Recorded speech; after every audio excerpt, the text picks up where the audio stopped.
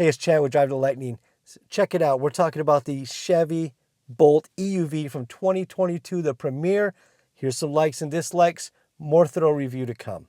There's a whole lot that makes the Chevy Bolt EUV special. I mean, there's really only one thing that's not great about it in my opinion. This is not going to be comprehensive. We've only driven this a few hundred miles, so when we get a few thousand in, then we'll do an all-around review. But this is the 2022 Chevy Bolt EUV Premier. And just a couple things that make it special. One, when you're in it, you really feel like you're in a solid vehicle. I don't know what it is about the design language or whatever it is that GM used, but it just feels more substantial than the BMW i3 or the Nissan Leaf that we drive. Now that could just be a feeling, but it really does feel like a solid car. When it drives, it's smooth, it's steady, the suspension is stiff like you would want it to be. It corners great, the acceleration is fantastic, more than we need, certainly, to get on the highways and to get in and out of traffic and so forth. It's just a great car. The infotainment center has Android Auto and Apple CarPlay. I understand that's going away in the future for GM, or already has, I don't know. But I really enjoy having it. I hope GM considers, if that is for sure going away, to for sure bring it back. Aunt Mary Barra, you know who you are. Let's get that done. The back seat is interesting because we sat in the Chevy Bolt EV and the Chevy Bolt EUV a few years ago at the Detroit Auto Show.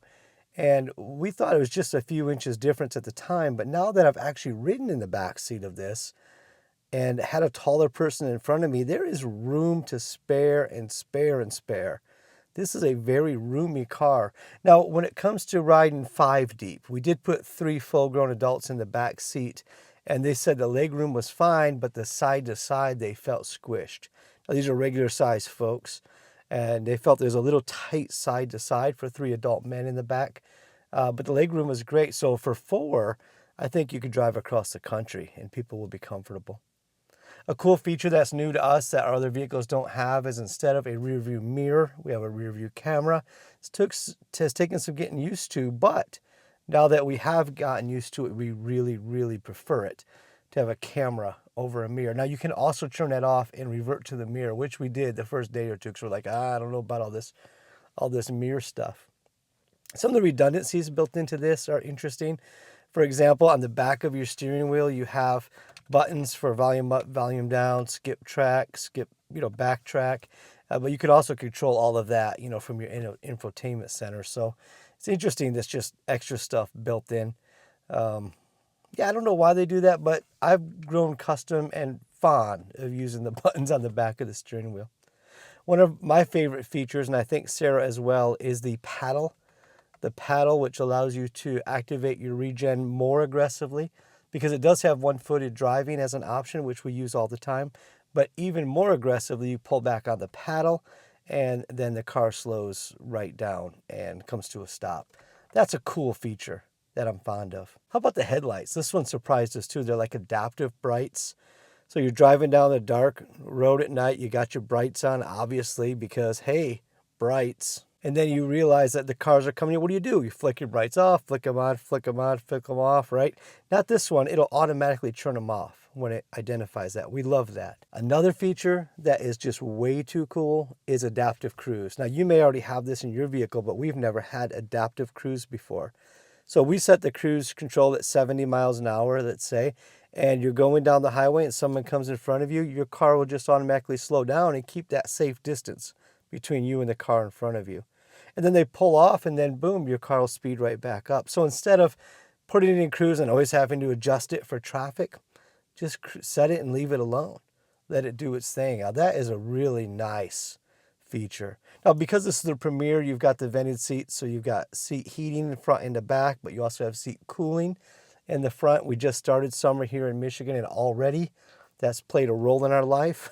We're fond to have that of the seat conditioning. Very nice. I did say there was one thing that we don't love about the vehicle, and at this price point, I mean, this is affordable for most people, well under $20,000. I'll tell you what we paid, $16,000. That's it for a 2022 Premier. We're ecstatic with the price we got. We bought it on Carvana, but one thing that is a little bit of a hindrance is the DC fast charging speed. It charges at 50 kilowatts. which is like the same as the Nissan Leaf. It's the same as the BMW i3, and it's just slow. That's it. But this car, unlike those other two, you get 250 miles of range. So we've actually already taken it on a road trip. And that was the one kind of drawback, is spending 25 minutes at a gas station, to juice up the battery at a DC fast charge. Now, I will say this, compared to the BMW i3 and the Nissan Leaf, it actually does charge at the top end of that 50 kilowatts. Now, I know that's situational. Some chargers will limit the juice based on usage, time of day, whatever.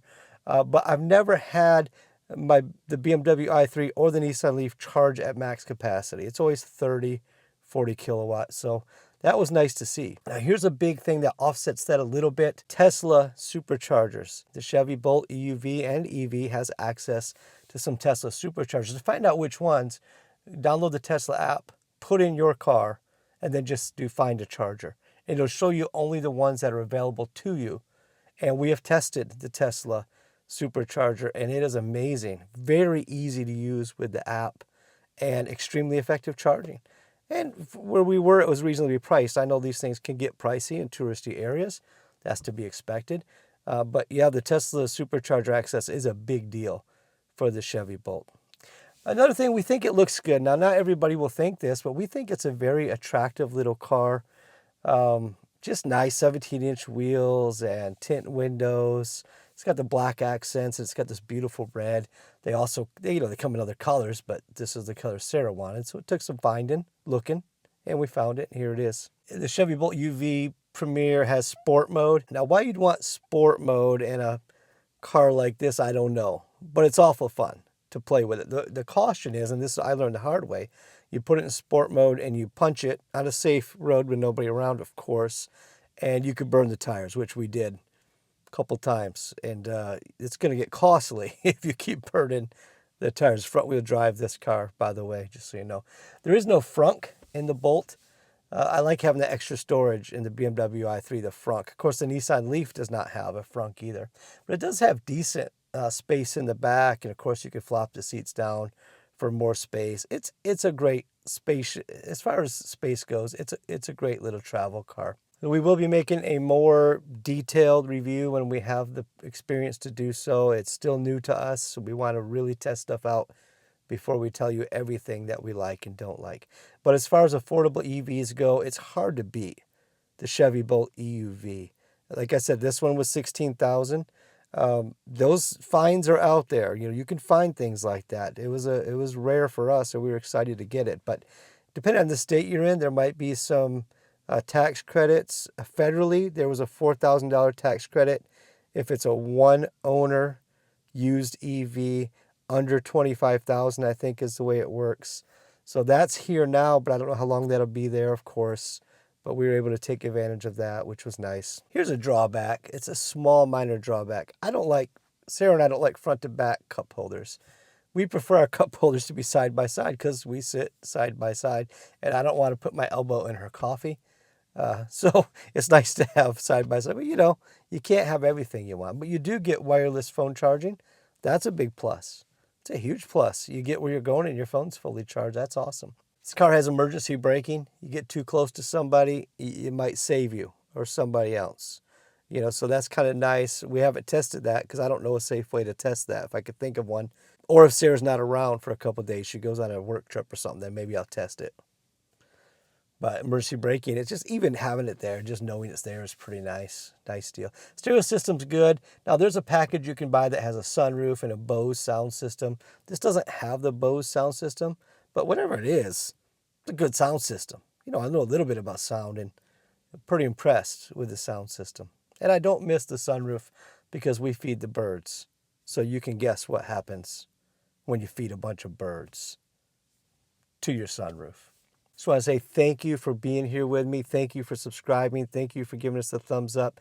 Special thank you to the members of the channel that keep the wheels churning on the Positively Charged YouTube channel. You are greatly appreciated, as well as those who buy us coffee and send super thanks. You find so many ways to be generous to Sarah and I, and we appreciate all of them. I think the next video you should watch from this channel, just my opinion, is this one right here. I think you should watch that video. And if you've already seen it, why not watch it again? You know, mostly because it's good for me to get more views on that video. Have a great day and thank you for being here.